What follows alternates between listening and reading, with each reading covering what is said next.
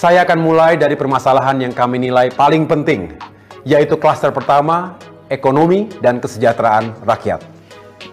Meskipun ada capaian, tetapi harus kita akui secara jujur, 9 tahun terakhir ini terjadi sejumlah kemandekan dan bahkan kemunduran serius. Pertumbuhan ekonomi menurun, jauh di bawah yang dijanjikan 7% hingga 8%. Pertumbuhan ekonomi stagnan di angka 5%, bahkan sempat anjlok ketika diterjang pandemi COVID-19.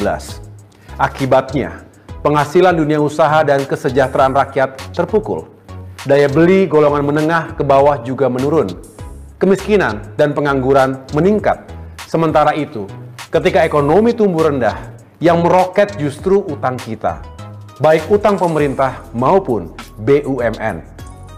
Ada yang berdalih, lambatnya pertumbuhan ekonomi karena pandemi COVID-19. Argumentasi seperti ini saya nilai hanya separuh benar.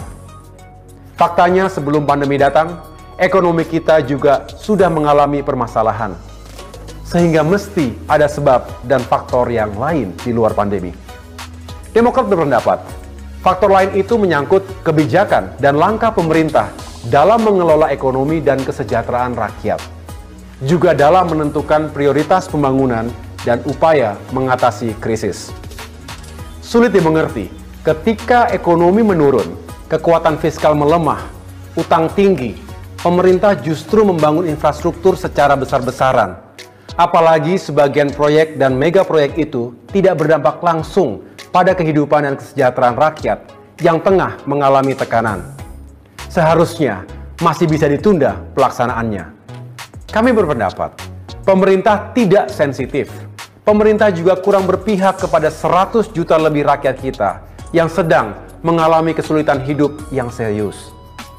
Menurut kami, sikap, kebijakan, dan tindakan pemerintah seperti inilah yang perlu diubah dan diperbaiki.